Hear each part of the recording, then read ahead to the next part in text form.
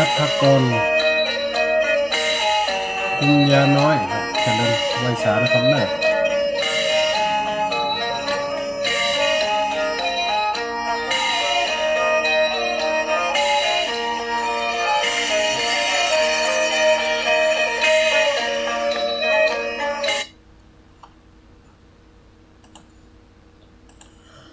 สนีการลงมาปากันแล้วปีแก้วน้องแก้วคนฟังตั้งหลายบทข่าวธรรมะเอามาขยายเรื่องเราใดจากมาเหล่าโอเจินยิงเจินใจจู่คนจู่โฮมีใจจินสู้เราฟังมาแล้วเนื้อแกเท่าปันกลางไฟลังบอดจังยังตัวหมอนค่า FM 106.50 เปิดฟังรอท่าทุ่มหนึ่งไหลมาหยันมิดเฮามาป้ากันประจำทุกวันอาทิตย์พ่อแม่พี่น้องศรัทธาตั้งนารอฟังทุกวันอาทิตย์กำข่าวกำเครือธรรมะแบบบ่เก่าบัดหลังเอามาสอนเป็นกำนำกำทำสู่คนฟังตั้งบ้านคนฟังตั้งบ้านขอเจริญสุขเจริญสีเจริญมีเจริญวัยเจริญจิตเจริญใจเป็นยังศรัทธาสาธุชนคนฟังรายการสถานีวิทยุ FM 106.50เมกะเฮิรตซ์ส่งกระจายเสียงณวัดบุญยวาสวิหารพระอารามหลวงตำบลหัวเวียงจังหวัดลำปางในขณะนี้ก็ลิงสัญญาณไปที่วัดฝ่ายหินเจียงใหม่ตำบลดอยสุเทพกันละเคลื่อนสีขาวเพื่อชาวประชาอำเภอดอยหล่อจังหวัดเจียงใหม่เคลื่อนห้วยตรงซักจังหวัดลำพูนตั้งเขื่อนเวียงป่าเป่าเรดิโอแม่กระจานโมเดิร์นไล่ตีไหลตังแล้วก็ไต่พอยแม่ตีพอต้องไล่สุดด้วยหายไป2 สัปดาห์3 สัปดาห์อีแม่คนเฒ่าคนแก่เขาเห็นครับรายการโทรหาว่าพระอาจารย์ได้จะเข้ารายการวันนั้นเกิดว่าเข้ารายการบัดนั้นพอมีธุระในจำเป็นลาตีสัปดาห์ที่ผ่านมากระป่วยกระทันหันอีบ่อยแม่ปกติแล้ววันนั้นยายบัวไข่โทรมาโอ้ยโทรตัวให้ตัวว่าพระอาจารย์สบายอีแม่กระโตบักเป็นกำกึดนี่หรอกมายายบัวไข่นะอนุโมทนาที่อีแม่ก็ถึงอยู่ยัง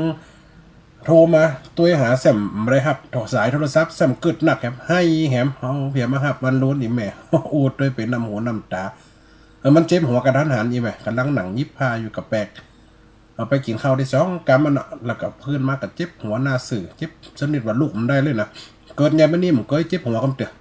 เป็นโรคเจ็บหัวดิมันเคยเป็นถ้าจะเวียนหัวนี่จะมีน้อยๆส่วนมากจะเป็นวัดหรือเป็นไข้เป็นเรื่องปกติถ้าเป็นภูมิแพ้ก็เลยมาได้เข้ารายการวันนั้นแล้วก็วันศุกร์ที่ผ่านมาก็เข้าเป็นละกรรมอันนั้นเป็นธรรมะในการบรรยายวันนี้ธรรมะแบบกำข่าวกำเขือกำเจียวันที่2อีบ่อยแม่เขาไปปะกันละครทำตีวัดหัวฝายตำบลกล้วยแพะก็ตั้งงานปุ่นไปตั้งบันกล้วยปุ่นหลายราชพัฒนะตั้งมีนักแสดงตัวถึงจังจ้อยจังซอทั้งตุเจ้าตัวกับประมาณ12-13กว่าชีวิตวัดหัวฝายวัดเจ้าคณะตำบลอาจจะเล่นละครเรื่องพ่อเป็นสันดอนชาดกไปเอวไปเยี่ยมไปใจกันได้ศักดิ์ศรีเมืองพานเจริญพรไว้สาขาอาจารย์แม่บัวขี้ท่าโบแม่ยายสมศรีใจบุญพระอาจารย์สิทธิชัยก็ครับกหวานมีโยมแม่พี่สมัยด้วยทางเฟซบุ๊กไล่10 กว่าท่านอาจจะได้ทักทายกับพระปีนี่ตั้งเมืองเงาเปิ่นจังโทรมาย้อนหลังผมตักมาตั้งหลังผมลำได้อูกับเปิ่นอีพออีแม่มันจะเสียเวลาจะอูกันเงาเรื่องวันนี้เรื่องว่าไปกับสีสลืมสลือช่วงนี้นะเรื่องอันอย่างก็ลูกว่ามากกันลืมว่ะเอาจำปาสีต้นวันนี้ตอนที่10ละบทที่10ละอีบ่อยแม่บทที่เก่าที่ผ่านไปแล้วนั่นจำได้ว่าเพชรลาภได้ไปตัวหาผู้เป็นเมียตีพญายักษ์ลักไปพญายักษ์ลักไปดังอันพบเมื่อพญายักษ์เกิดความละอายแก่ใจเอาเมียเปิ่นมาเป็นเมียตัวสุดท้ายมาผัวมาตัวก็โดยหมู่เนี่ยจะได้ฆ่าตัวตายพบก็เลยยกบ้านยกเมืองให้เจ้าเพชรฉลาดก็เลยได้ลูกสาวพญายักษ์เมื่ออยู่ด้วยกันได้ประมาณ 2-3 เดือนลูกสาวพญายักษ์ก็เกิดการตั้งท้องหรือมีครรภ์ก็เลยว่าลูกสาวพญายักษ์นั้นชื่อว่าสุวรรณไกรสอนวันนั้นเฮ้ยเพราะว่าอ้ายนี่มีเมียอยู่แล้วมีเมียเก่าอันนี้เมียคนที่2เนี่ยพ่อของน้องเนี่ย ปงปันไว้เพื่อหังสือบ้านแตนเมืองมาเดียวเนี่ยไอ้จะไปด้วยหาเมียเก่าก่อนหายไปทางได้หูปอตัวน่ะยับไปแล้วกัดน้องไปค้นปล่อยหื้อหนีบัดเดียวนี่ก็จะไปด้วยหาทางใดไอ้จะไปด้วยหานางสุวรรณไกรสอนกับเป็นน้ำให้น้ำห้องเป็นน้ำให้น้ำห้องหวังว่าหัวจำปิกมาหานางเจ้าก็ได้สัญญาสาบานออกมากะมากันในจำมาพอบอกความหักโลไหนเขาก็ตกกันละอยู่ด้วยกันละขอไปด้วยหาเมียเก่าก่อนนางปทุมมาไก่สอนนำมันกันนะปทุมมาไก่สอนแม่เป็นจื่อปทุมมาคำกองเรื่องนี้จื่อมันใกล้ๆเคียงกันเนอะโยมแม่สมควรใจน้อยนะโยมแม่บัวขี้โยมแม่สังวานพระปีอันนี้วัดก็เนาะภาษาอังกฤษอ่านอาจจะถูกฝ่องเนอะวัดตกภาษาอังกฤษแต่อ่านได้ฝ่อง มาฟังกันเนอะตอนที่10เป็นอย่างไรตอนว่าเจ้า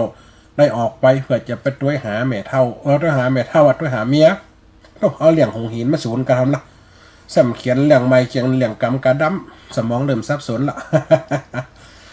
เจ้าเพชรสลัดจะไปด้วยหาเมียปะก็บ่ปะตอนที่10เลยอีปุ๋ยมาด้วยกลมาบทที่10หยิบมาเก่าไว้เมื่อเจ้านอไทยออกสาแหวงหาเมียหักมิงมิดเจ้ายอดควันตาปทุมมาอันปัดผากคางอันเคยโยกินนาลินกูสังเมื่อเดินต่างเขตค่ายปอหลอดเดือนไปบ่หัวใจเนื้อตกออกใจดำดอนซ้ำเป็นป่าไม้ดงใหญ่คงคอนอาทาจรบ่มีเขตบ้านพระอินทร์สวรรค์ก็ไม่ขีดคันฮือลงต่างยันบ่จ้าพญาอินทร์อยู่บนสวรรค์จันฟ้าเกิดเลยว่าโอ้เจ้าเป็นนอนเนื้อตนบุญจากมาช่วยแม่ก็ช่วยแล้วช่วยเมียคนที่2ก็ช่วยไว้แล้วบัดเดียวเนี่ยด้วยหาเมียคนที่3แถมอย่างที่เจ้าได้ช่วยไว้ก็คือตากับยายหรือคือว่าพ่อแม่ของนางคำกองที่โดนนกยักเอาไปสิกินตื่นกินคนถึงบ้านถึงเมืองตายเหลือกับกะโหลกเหลือกับดุกเหลือกับดาวพญาอินทร์ก็เลยแถลงแปลงเป็ดเฮือหลงสดไปเมืองจักหินเมืองของตากับยายพ่อมเคยหันขนาดแม่ติว่าอยู่ในกองติพญายุลนี้จุยมันขนาดอายุตอน15ลูกมาเดียวนี้อายุพอสาวปลายได้เป็น30กว่าปีบ้านเมืองเนี่ยคนตายหมดมีไผไปอยู่พอนกยักเฝ้าอยู่หันนี่พออินสวรรค์ก็ไม่คิดคันหลงต่างยันบอดจ้าสู่เมืองจากขินอันเป็นเจ้าฟ้าเข้าตายตัวนาเมืองเกิดของแม่อันถูกปักษานกยักษ์เข้ามาจะฆ่ากินใส่ผู้คนล้มตายบ่เหลือมองไม่มันหากทำลายมวยมีเมืองตากับยายอันเป็นกู้คิดที่ปทุมมาเกิดวนนกยักษ์ผีดิบสัตว์บินมีคนกาบกลัวบินยนบ่อข้างห่างคอเพชรลาดองเดินปงป่าขวากน้ำคมบางป่าไม้เจ้ากระดำดอนซ้อนป่าไปโลดคืนหน้าเต็มทานีบ่รู้เหตุลายบ่มีไฟใดอยู่ยังยานาหก ไปลู่หนหลังหันดูกเลี่ยล่างเต็มต่างเมืองบ้านเจ้าหลงไปอยากไปหันใส่บ้านนี่เมืองนี่โอ้ยังมาอยู่กลางป่างอ่ะไม่เพ่เนาอุกมดเขียเขาเนาหนังขึ้นหวันหอปราสาทไม่ออไม่แขมไม่ไหลไม่บงไม่ช้างเต็มหอปราสาทหลัดสว่างแต่ดูคนเนี่ยยังล่อนย่ำเสียงกับเดี๋ยวเอาตีขาวกับขาวตีดำกับดำมันเป็นดูกอย่างดำเหลือนี่เจ้าเวชฉลาดกับมาสงสัยในความคิดกันเลยโอ้ไข่หูว่าเมืองนี่เกิดยังขึ้น5ลงกินจ้ะก็ว่าตายกันเข้ากันน้ำจ้ะในสมัยนั้น30 กว่าปีผ่านมาหรอกเจ้าย่ำเกิดเดี๋ยวแม่ของเปิ่นย่าอยู่ใน15อยู่ก็เลยหมูยังจะได้ไปเก็บกระดูกมา2 อันจี้กระดูกหลกผลมีกระถาหลกมีนิ้วเพชรชื่อว่าเพชรฉลาดจะมาถามมาบ้านนี่เกิดยังขึ้นจับเซเป็นไฟอีปล่อยแม่ดอกหวังเด้อเจ้าก็สงสัยไข่หูกำอังมันเกิดแนวต่างเช่นนี้ดูคนดูศาสตร์ปอดำกำมีดูหน้าสะยองน้องนั้นกองกันเรียราดบ่หูไฟกันคงเมินนานหลายปีขวบเขาเมืองล่างป่าพีมีเหตุสั่งเจ้ากะว่ายักเอากับกลัวเหลือว่าเสือดงลาลงหลอนหัวมาเข็นข้าพลเมืองดูสางัดบ่มีส่งเสียงบ้านและเมืองห่างล่างหมดจอยอันเจ้าหนอองค์เจ้าทรงหนอน้อยก็เดินสำรวจค่อยฟอมขึ้นป่าสาบว่าง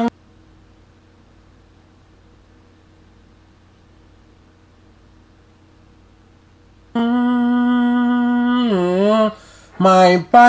นั่งน้อมก็มีแต่หญ้าลุงหลังต้นเป็นโคนุงนั่งมีแต่ดูกดาวลงเมืองสันใดกันเจ้าบ่ปุ้นละเมาสักนิดดูกเต้า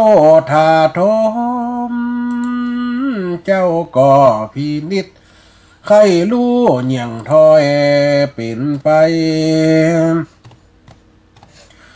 หันใส่กองดูกบนเต้นสงสัยก็เอานิ้วต้อยสวดตะสินจางโอมจิตตังปียังมาใหม่แล้วใส่จิตไปในกระดูกห้องจิตเข้าในกระดูกว่ามันเป็นอันยังเกิดขึ้นกับบ้านกับเมืองไข่หัวแต่นอมันจะว่าเป็นกินบ้านกินเมืองก็ว่าเป็นเสียสิงแลดจ้างตัวใดที่เป็นฟงเป็นไฟเข้ามากินกูกับไข่หูแต่น้อยก็มันตายหนักเกินอีกปล่อยมันถ้าอย่าเหลือซึนามิกันนะเหลือเป็นตาย5ก็เนี่ยนะก็เลยตวายใส่จิตในกระถานใส่กระถานเป่ากระถานมัดจิตผูกจิตในกระดูกก็เป่าขึ้นมาถามลูก ก็เอานิ้วต้อยสวดตาสินสร้างใหม่จากทำมือโลแน่ข้างเกิดสังกับเมืองแห่งนี้แม่สีพันตัดแก้วเจริญพรแม่หนูสุพินพระปีเน้นอย่างวัดเด้อทั้งเมืองแปรแล้วคนหูปั่มเด้อเลยเกิดสังกับเมืองแห่งนี้เพชรชาลาดองค์ก็เอามือจี้กองดูกที่วางศีลา ก็อาศจรรย์เกิดขึ้นอัตตา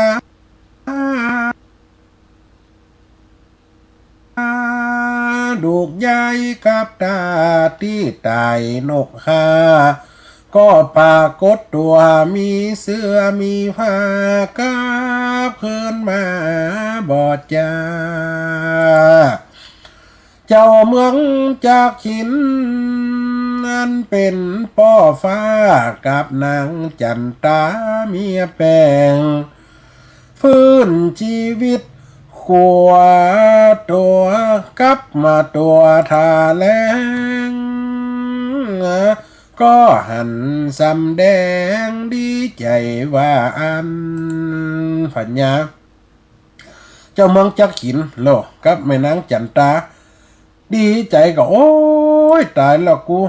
กะเสียงลมหายใจตายไปนี่ได้30 กว่าปีดุกพ่ออันจำเหลียเหี่ยแผ่นดินใจกูจิตกูไปฝูกตีมอดหกแหมคนหนึ่งจิตหนึ่งไปฝูกตีสวรรค์บนละเปิดห้องขึ้นมาเป็นไฟตั้งได้ย้ายหรอกง้อมไว้กะหัวเป็นล้านตัวเก่านะตาหออันเมืองจักขินกับแม่นางจันตาก็คือตากับยายเนี่ยนะก็เลยแถลงก็เลยเป็นตัวขึ้นมากับก้มกราบก็โอ้ยินดีขนาดนักเจ้าเป็นเทวบุตรเทวดาพระอินทร์ตนใดปิดพญาทอนแก่นกาตนใดจ้ามาช่วยเอาชีวิตข้าขึ้นมาตายไปได้30 กว่าปีลำเดียวนี่อย่าโอ้ก็เลยถามกับไต่ส่วนขวนความกันเนี่ยกับตัวท่าแรงก็หันสำแดงดีใจว่าอันหันใส่องค์ใจบ่อลูกขีดคันเป็นหลานเลือดเดียวเฝ้าเจือก็ไว้สายอบ่ล้อหลังเลือว่าหลานอยู่บ้านเมืองใดสองข้านี้ได้ดับจิตตายสู่ข้าไหลไปเหมือนว่าอันพอ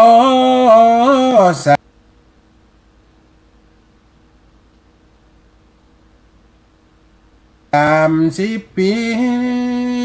บ่ลูกที่ดันวิญญาณป่อปันผูกมิตรตายเฝ้าเมืองบ่นึกดังคิดจะกลับขึ้นมาเป็นคนเกือบ20 ปีแล้วตากฟ้าตากฝ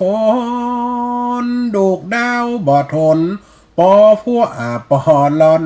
เขาตายเหมือนขนาดนักเป็น30 ปี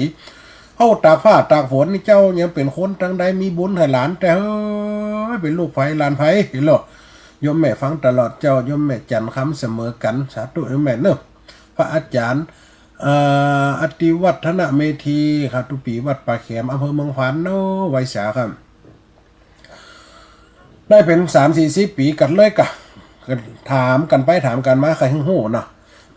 เกือบ20 ปีแล้วตากฟ้าตากฝนดูกดาวบ่ทนปอพัวปอลอนเพชรชาลาดองก็ทรงถามตอนว่าเกิดสั่งขึ้นทันท้ายเขาก็เล่าไม่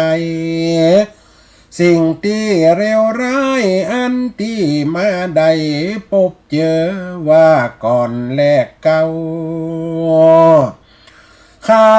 เมื่อข้านั้นละเลยมีนกมาเจอจับไปกินจอยโอ้โหข้าได้เมืองข้าโดนนกยักษ์เอาไปกินกับนกยักษ์2 ตัวผัวเมียข้าคนติ้วได้เอาไปย่อมการขอเอาไปใส่บนก็ไม่บนนี่หรอย่อมกินปล่อยดุกลงมากองโกดพอลูอย่างด้อยนั่นเนี่ยโอ้ว่าด้วยให้ด้วยเต่าเมืองจักขินให้กะหันใส่ดุกเจ้าบ้านเจ้าเมืองลูกกึดแล้วก็ให้แฮมเรื่องอย่างเอาลูกสาวไปสอนไว้ในกองเพิ่นกันเล่าให้ฟังเอ็นเล่าเก่าเล่าไปเดี๋ยวก็จะมันเป็นคำข่าวเนาะเอาดุกมากองหันนก2 ตัวเนี่ยถ้ากินนะตื่นกินตีนมันเนี่ยถ้าเล็บมันเนี่ยนะเจ้าพญาเจ้าพระองค์เฮ้ยอีหลเจ้าผู้วิเศษอีหลหัวล้านนะห้องกำไดกับผู้วิเศษ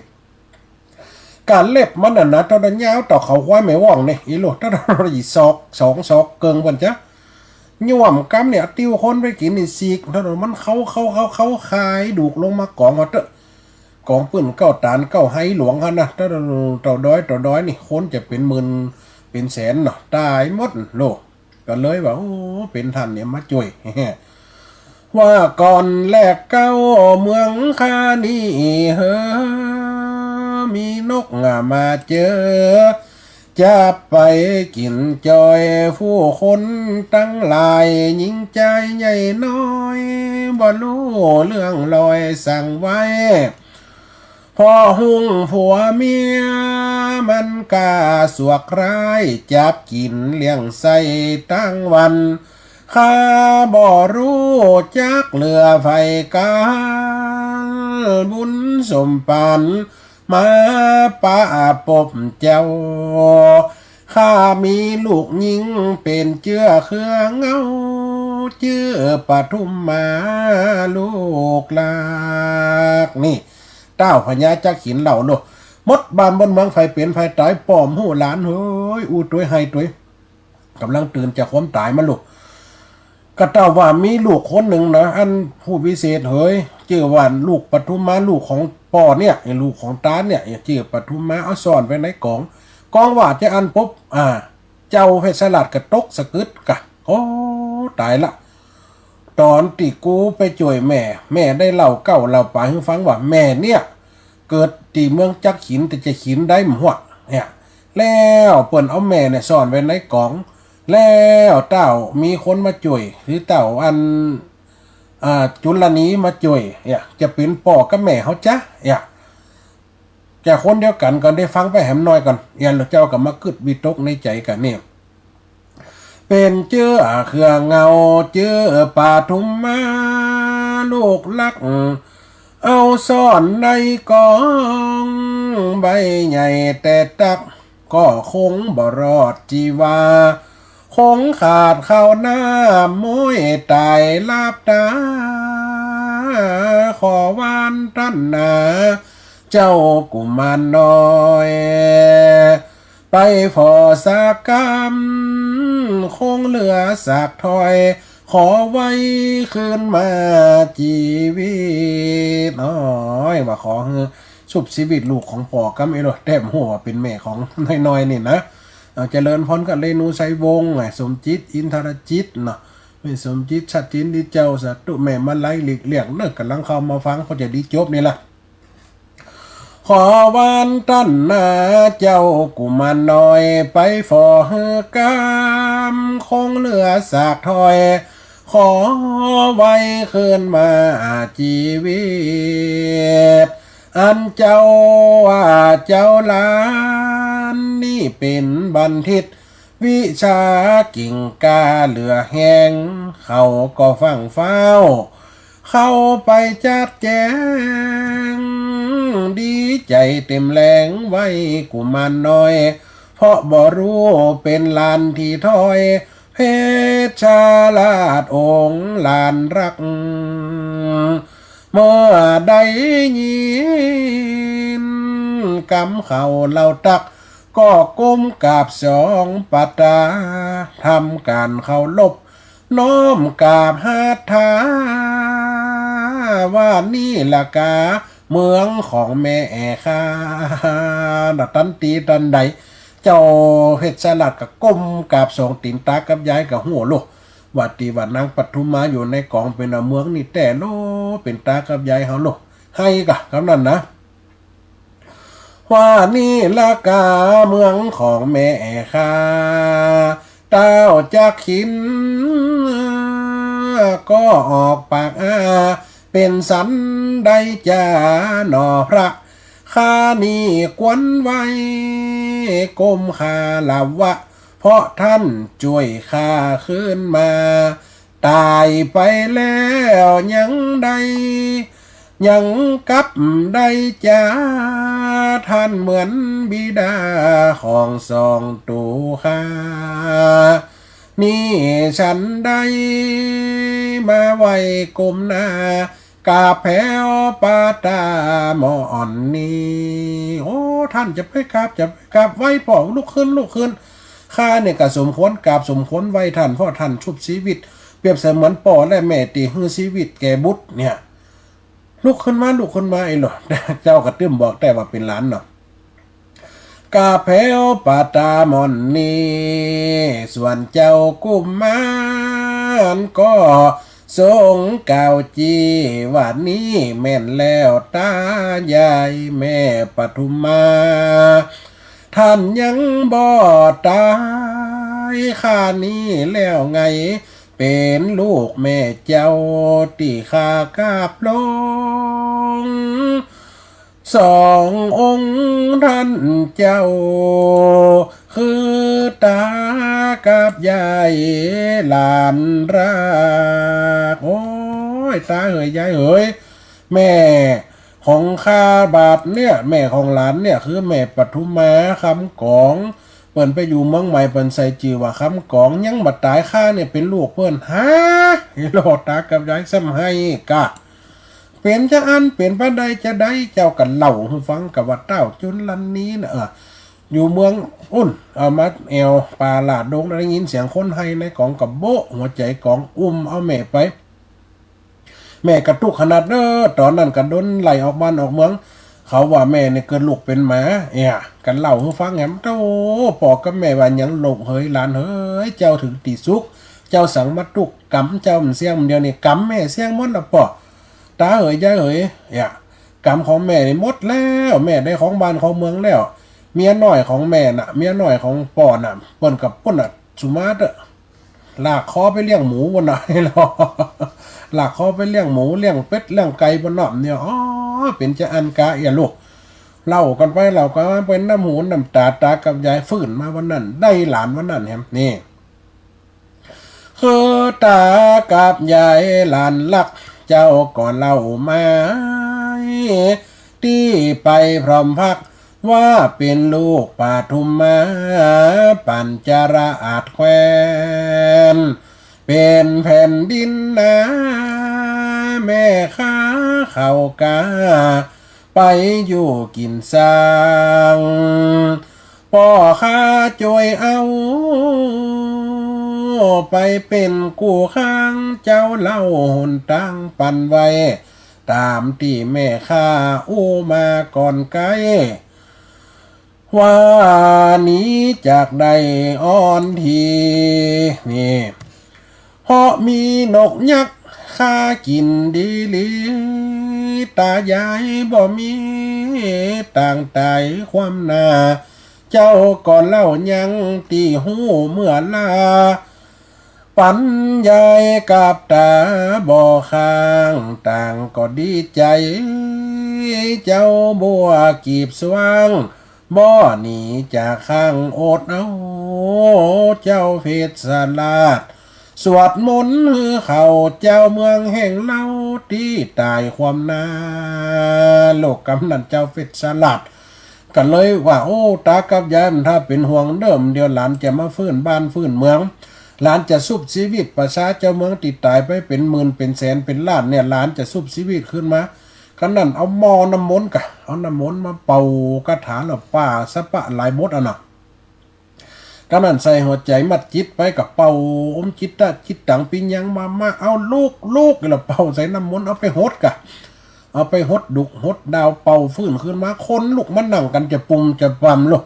จากที่ตายไปเป็น30 ปี20 ปี30 ปีหันกันอันนั้นลูกอันนั้นเมียควายข้าตายไปยังเพิ่นมาหมาข้าตายยังกลับคืนมาดีใจกับตะกอดกันเต้นหากันสปุนี่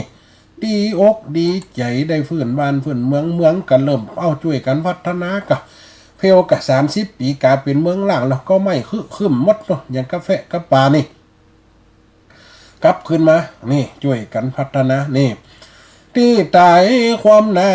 ก็กลับคืนโหนชีวิตตัวลาตั้งเจ้าปัจจาไฟน้อยคนหมื่นอ่านแสนยิ่งใจปั่นร้อยก็กลับฟื้นหน้าเหมือนเดิมสัตว์มาสัตว์เลี้ยงจังมากลับมาส่งเสริมงัวควายล่าเลิมหมู่มาพร้อมหน้าเจ้าได้ฟื้นเมืองปัจจาถาดข้ากาบได้มีมาหลังเตาต่างก็ดีใจด้วยกันสาวคนแก่คนเฒ่าชราที่ตายเหลือดูกเหมือนปลูกเพาะตา กลับคืนมาปักดินกินสร้างดอกเฟลบานจานเฮือนเหมือนเดิมก่อนลาสุขีตีขาเกินเก่า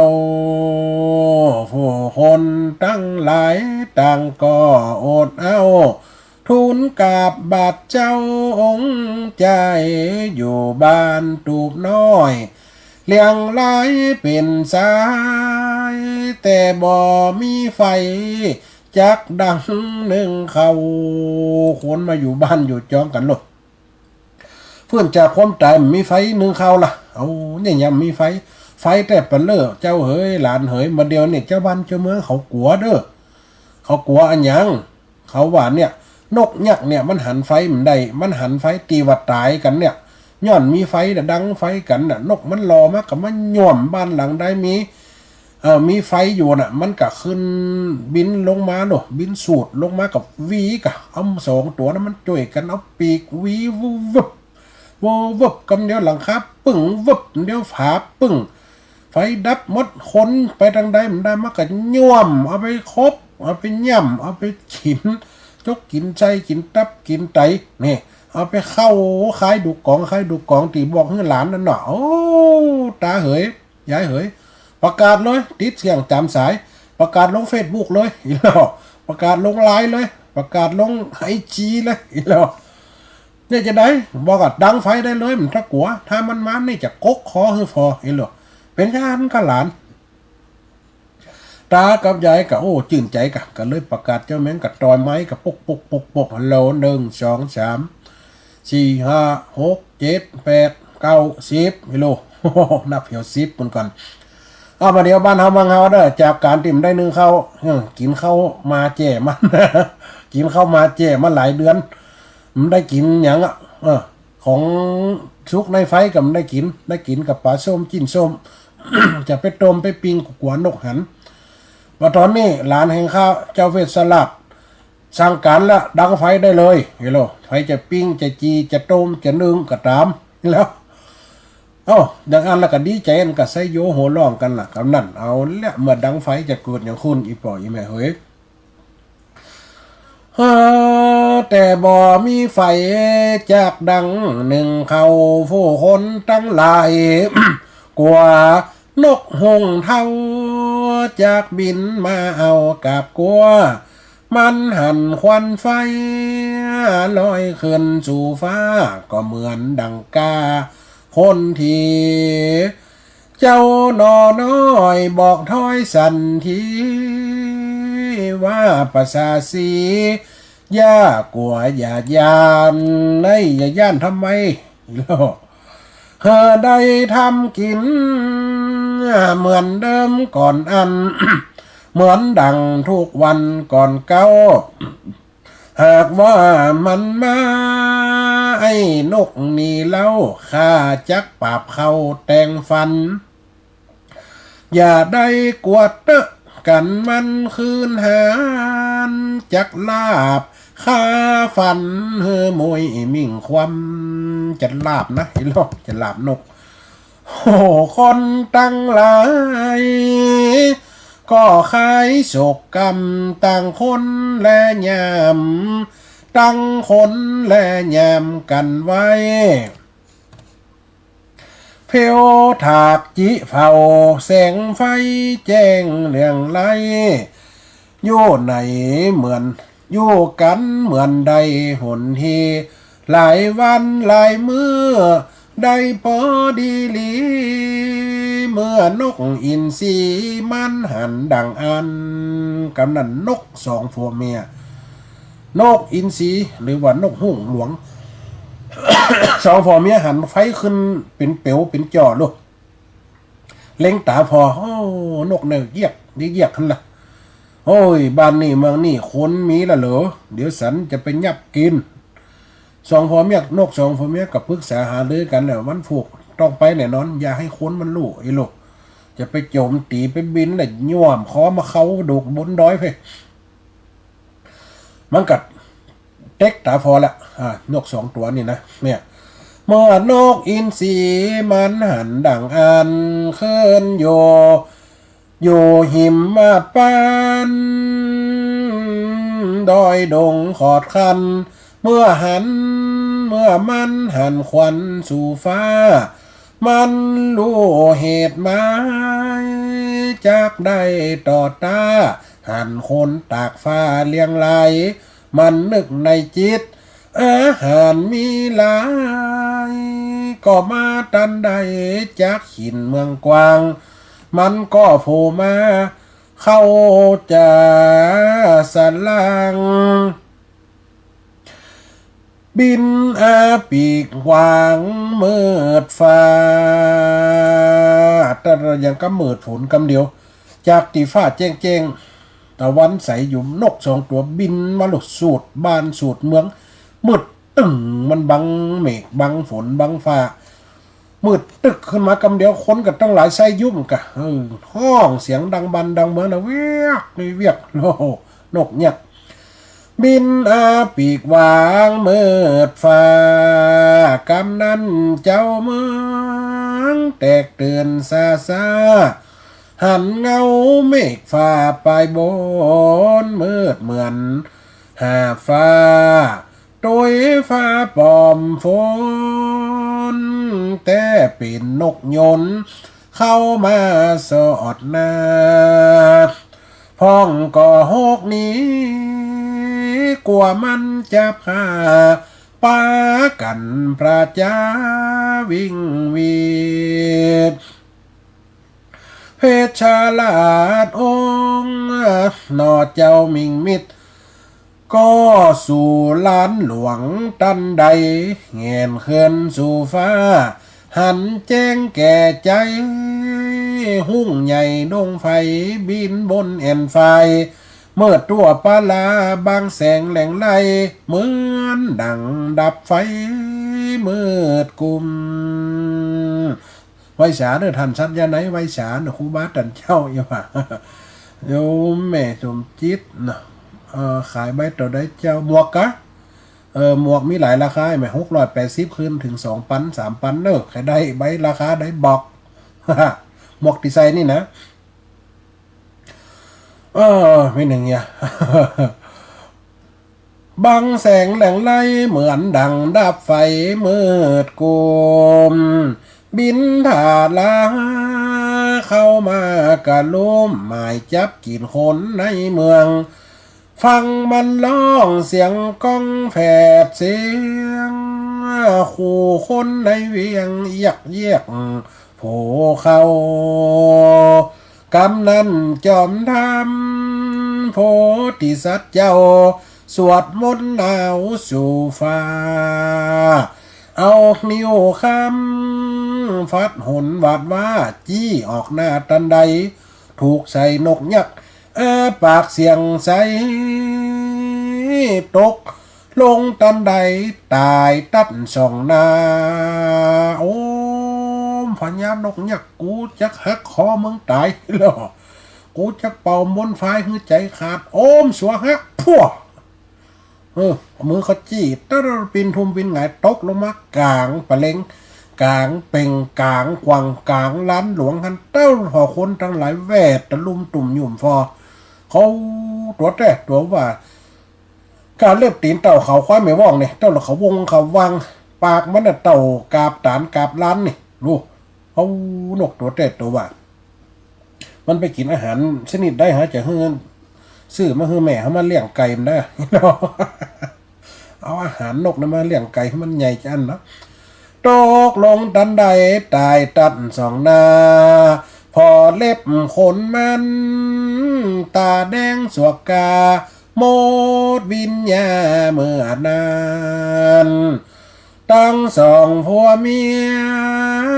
ตายไปสัตตานผู้คนในบ้านในเมือง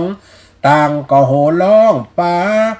เนื้อผู้คนในบ้านเมืองในต่างก็โห่ร้องป่ากันดีใจปักตุงใจแผ่ไปคุยห้อง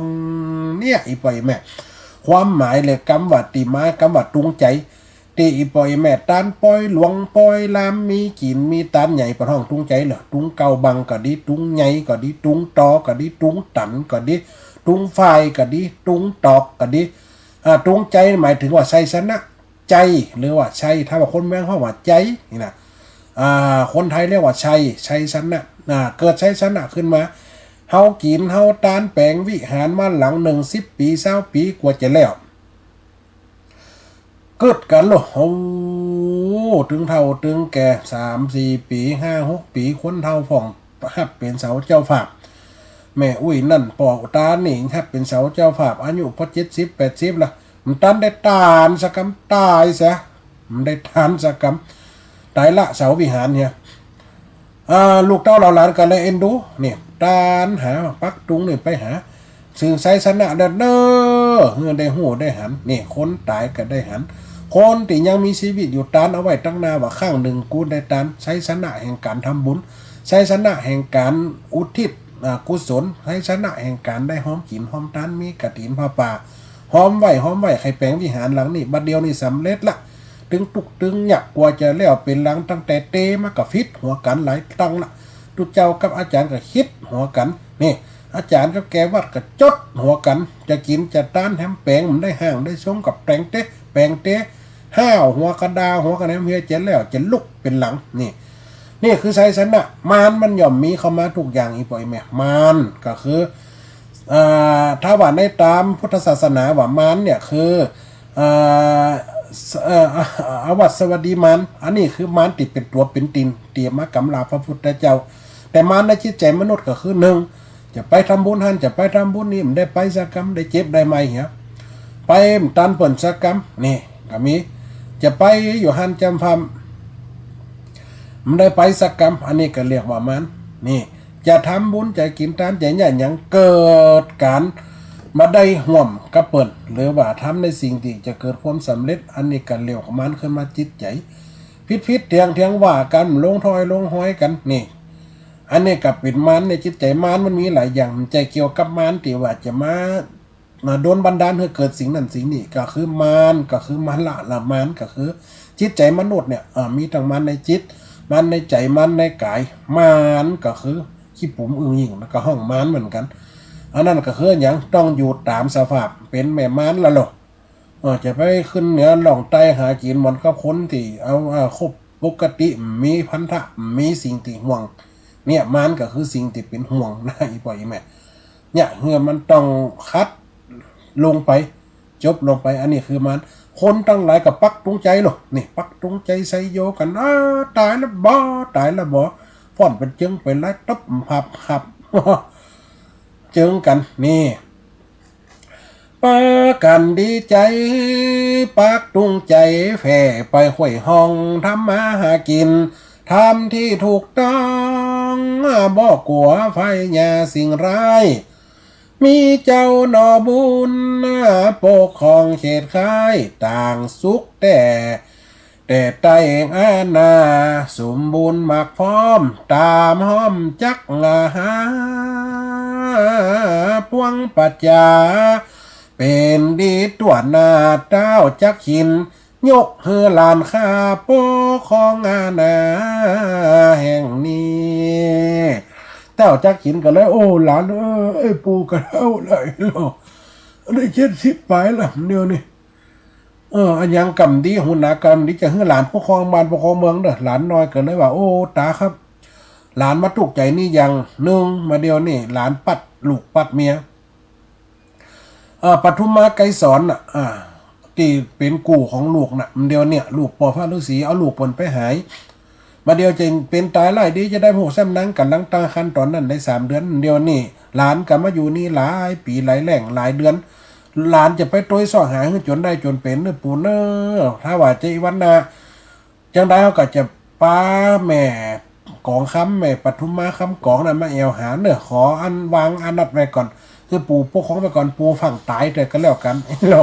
ตายไปวันนั้นนี่ฟื้นขึ้นมาจะไปตายอย่างแฮมยันเนาะเล่นกันตัว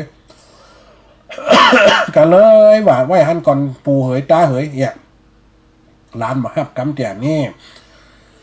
บ่ลบหลีกลี่ทำตามสั่งกรรมองค์ตาบ้านเมืองแห่งนี้มีแต่สุขา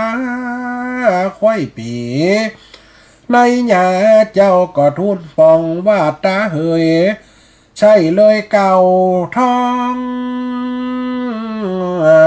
คาดขวางในกำมิงยศหลานนี้มีสุขพอผิดสลดก็มีตีนีมานานอันคาหมอนนี้ใหญ่มาถึงศาลคืดลอดงานจากมีตั้งหน้าลูกเมียข้าหายที่ในแหล่งลาบอกลูกในหญ้าในซ้ำหลานใดมาของ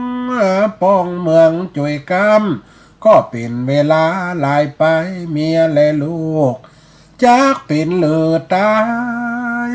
บ่ลูกแห่งใดเมื่อยักไหลข้าจะขอทูลองค์ท่านตาแห่งข้าหากมีบุญป้าโพดกรรมจากป่ามันดาคำกองเจื้องจานกับถึงเมียแปงนาลีสองนอไทยอันใดปัดนานี้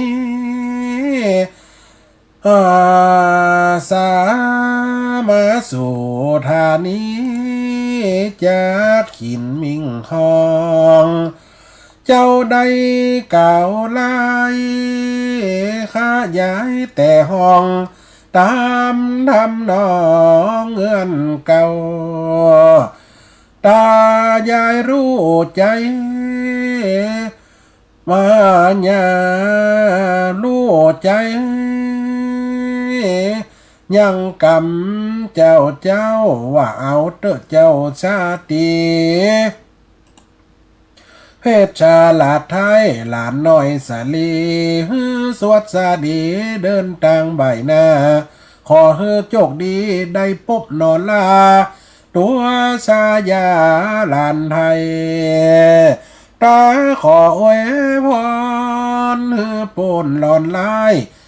สมที่ได้ใจวางต่างก็อดลักต่างก็กอดรัดปงลาจากหอควางโอ้ยฝนเดินต่างดังอูแต่ตนกล่าวถึงนาลีได้หนีหลวงปนปทุมไกรสอนยอดหลากได้หนีตายไปหลอดสำนักที่พระป่อเจ้าองค์จีลือสีป่อไทยหูได้สันทีก็ช่วยนาลีลูกลักสู่ห้องที่อาสาลมผาลมตื่นตองนางปามานของมีตองได้ค่อย10 เดือนป้าสูตรลูกน้องใส่ชื่อแต่งต้องตามลายสุวรรณไกรสอนถูกห้องตามไม้เป็นเด็กใจวิชากิ่งกาได้ป่อลือสีสอนได้ตัวหน้าสิปาพร้อมครบสอนวิชาจึงฆ่าการลบสวดตะสินโดยมนย้ำยังบ่ล่วงโปนอยู่เฝ้าติดตาม3 ปีลูกกำติตาสอนเฮอบ่ได้เหลือสอนบ่ดักดันเด้อช่วยแม่บุญเลือข้ามเจ้าสุวรรณไกรสอนลูกเมียมิงเก้าเฟชฉลาดเจ้าราจาก้อยฟังกันเตอะพ่อแม่ปีตาโบส10เล่ามาวางไว้เต้าอีเล่าสู่กันฟังก่อนและนายเฮ้ย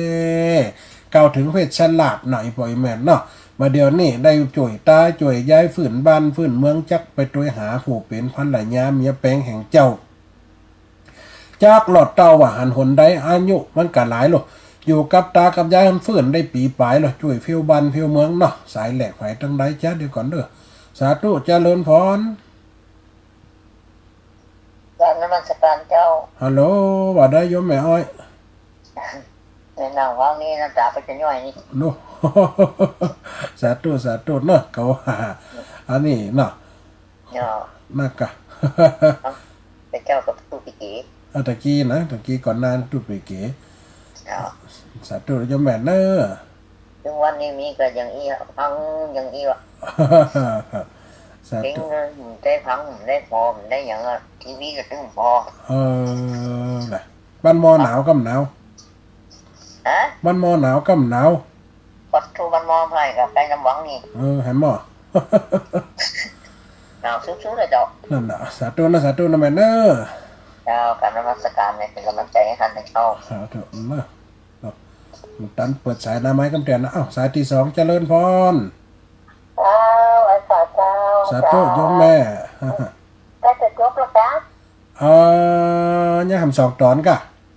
ทำตอนล่ะทำสองตอนผูกโยมแม่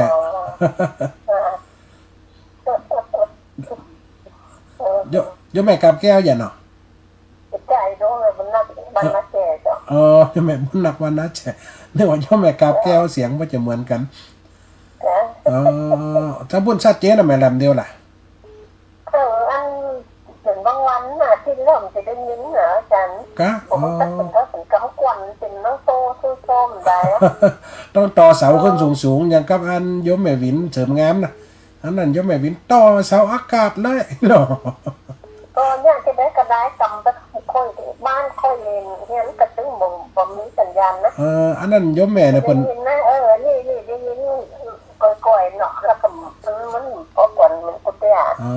แต่โยมแม่วินน่ะเพิ่นต่อสายน่ะแม่โยมแม่วินน่ะเพิ่นต่อสายไฟขึ้นไปหัน2 เมตรกันโอ้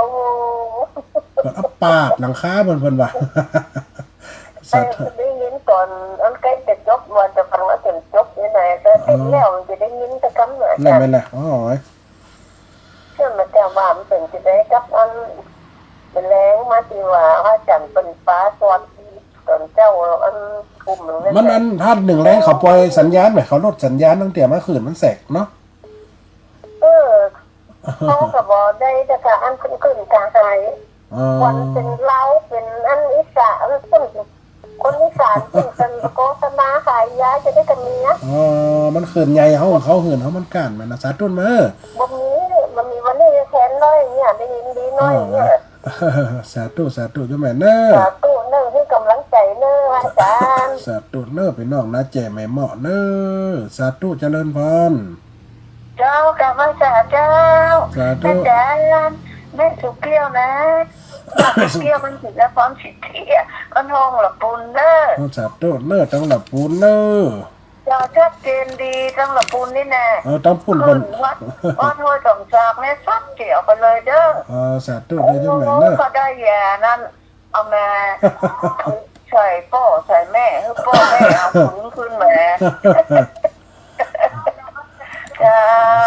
สาธุเนอะชัดเจนดีเด้อสาธุแน่แม่เนอะ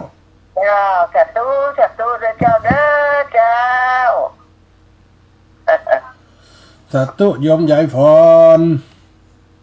มาจากการจ้าอาจารย์สาธุข้าพเจ้าฟังเมื่อเจ้ามาล่ะก็ต้องฟังตัวเปิดล้อมก็ได้ฟังนะเปิดล้อก็ได้ฟัง